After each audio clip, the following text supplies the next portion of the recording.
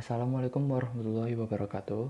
Teman-teman, kali ini aku mau mengulik kembali mengenai webinar AgriTalk seri 1 yang bertemakan pembangunan pertanian di era new normal dengan menjaga eksistensi untuk kesejahteraan petani dan konsumen. Webinar kali ini dilaksanakan oleh Universitas Jember pada tanggal 20 Mei 2020. Webinar kali ini ada 4 pembicara dan 1 pembahas.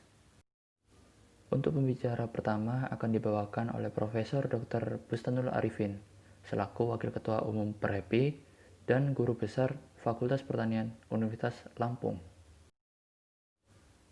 Untuk pembicara selanjutnya ada Insinyur Hadi Sulistyo, MM, selaku Kepala Dinas Pertanian Provinsi Jawa Timur. Untuk pembicara ketiga ada Dr. Insinyur Evita Soliahani, MP, selaku Wakil Dekan 1 Fakultas Pertanian Universitas Jember. Untuk pembicara keempat ada Endang Rahman Hakim selaku Community Relation di Tanihub Group. Dan untuk pembahas kali ini ada Profesor Dr. Insinyur Rudi Wibowo, MS, selaku Direktur Pasca Sarjana Universitas Jember. Sebelum ke pembahasan lebih lanjut, kita harus mengetahui apa itu new normal. Wiku Adhisa Smita selaku Ketua Tim Pakar Gugus Tugas Percepatan Penanganan COVID-19 mengatakan new normal adalah perubahan perilaku untuk tetap menjalankan aktivitas normal, namun tetap menerapkan protokol kesehatan untuk mencegah penularan COVID-19. Karena itu, jaga jarak hingga menggunakan masker akan menjadi bagian dari kehidupan sehari-hari. Selain jaga jarak dan menggunakan masker, media baru akan mengubah bentuk pendidikan, proses pembelajaran melalui internet, seperti di gambar berikut. Seperti gambar berikut, perkuliahan atau pembelajaran yang biasa kita lakukan dengan tatap muka, sekarang diganti dengan kuliah online. Kuliah online ini kita bisa melakukan dengan perangkat HP atau laptop.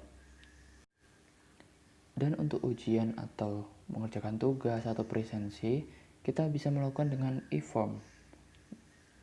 Dan untuk bahan pembelajaran atau perkuliahan kali ini, penelitian mengarahkan pada kajian-kajian yang terkait dampak COVID-19 dari berbagai sudut pandang. Untuk pengabdian, kita bisa melakukan edukasi kepada masyarakat petani tentang hal-hal yang harus dilakukan oleh petani di era normal baru ini. Selanjutnya, di era new normal kali ini, yang biasa kerja di kantor, kita bisa bekerja di rumah, yang biasa disebut work from home atau WFA. Selanjutnya, yang biasa kita keluar rumah untuk berbelanja memenuhi kebutuhan sehari-hari, kita bisa melakukannya di rumah, menggunakan e-commerce, platform-platform pembelanjaan online. Bahkan rapat dan pertemuan sekalipun sekarang beralih ke virtual digital seperti Zoom, Skype, dan lain sebagainya. Selanjutnya, dampak COVID di sektor pertanian. Pertama, masalah di semester pertama, ketidakpastian distribusi. Masalah di semester kedua, ketidakpastian produksi. Kedua, penurunan penghasilan dan penurunan daya beli petani.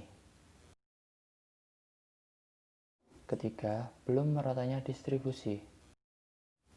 Keempat, kelebihan suplai di tingkat petani sehingga menyebabkan harga jatuh. Kelima, terbatasnya modal usaha untuk musim tanam.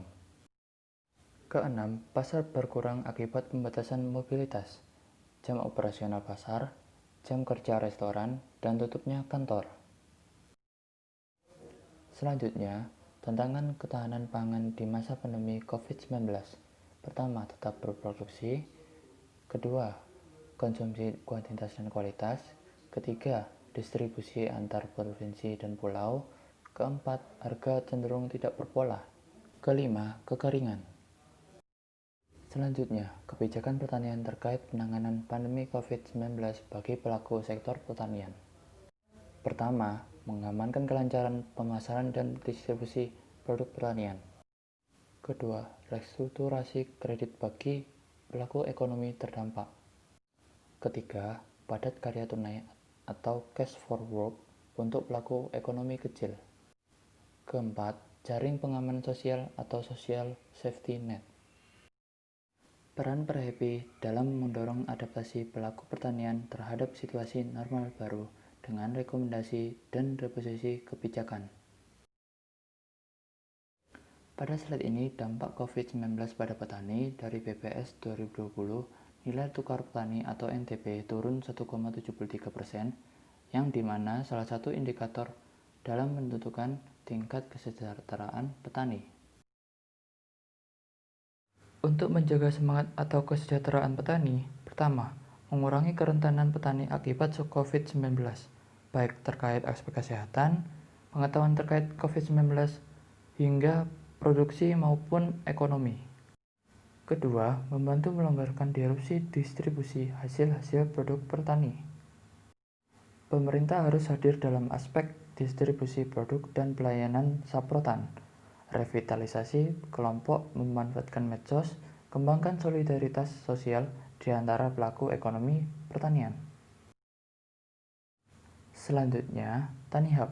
TaniHub adalah e-commerce teruntuk hasil tani yang bertujuan untuk menghubungkan petani dengan berbagai jenis usaha pembeli. Progres keberadaan TaniHub. Pertama, masuknya produk petani ke marketplace akan mempermudah pemasaran. Kedua, telah memiliki klien 30 perusahaan retail dan restoran. Ketiga, sudah ada 20.000 petani yang bergabung dengan TaniHub. Keempat, Tani Group juga meluncurkan program UMKM. Kelima, TaniHub menyongsong revolusi industri 4.0. Selama pandemi ini, TaniHub melakukan penyemprotan disinfektan di gudang, area kantor, kendaraan distribusi setiap minggunya. Kedua, pengecekan kesehatan menggunakan masker dan alat pelindung lainnya bagi yang memasuki area gudang dan lain-lain. Yang ketiga, diberlakukan sistem shift kerja karyawan hingga pekerjanya. Untuk mewujudkan swasembada berkelanjutan serta ketahanan pangan dalam satu dasawarsa ke depan, diperlukan kondisi yang kondusif untuk memberikan perlindungan kepada petani. Kedua, ketahanan pangan sangatlah ditentukan peran petani serta ke stakeholder yang mengawali sistem produksi dari keterjaminan penyediaan teknologi, sarana produksi, hingga industri hilirnya. Yang ketiga, fasilitas kebijakan yang memberikan kemudahan petani mendapatkan subsidi teknologi, mekanisasi, dan fasilitasi penunjang budidaya. Perlindungan pasar serta kebijakan impor terbatas diperlukan untuk kembali menggairahkan sektor pertanian. Ini bukti bahwa saya mengikuti webinar AgriTalk seri 1. Cukup sekian video kali ini. Terima kasih juga untuk yang sudah menonton. Jangan lupa like, subscribe, share ke teman-temannya bahwa ini info penting. Silakan kalian komen di bawah kolom komen channel aku pendapat kalian tentang ini. Saya Kevin Radiansa. Wassalamualaikum warahmatullahi wabarakatuh.